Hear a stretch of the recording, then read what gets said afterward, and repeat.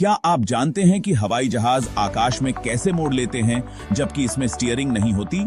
इसका कारण है कि हर पंख के बाहरी पिछले किनारे पर दो एलरॉन होते हैं जो विपरीत दिशाओं में ऊपर और नीचे चलते हैं। यह एक पंख पर लिफ्ट को कम करते हैं जबकि दूसरे पर बढ़ाते हैं। इससे हवाई जहाज बाएं या दाएं रोल करता है।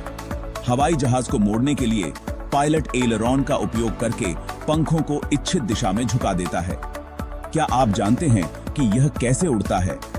इसका उत्तर है, जब लिफ्ट की ताकत गुरुत्वाकर्षण के विरोधी बल से अधिक हो जाती है तो हवाई जहाज को आकाश में उठा देती है। कृपया सब्सक्राइब करें।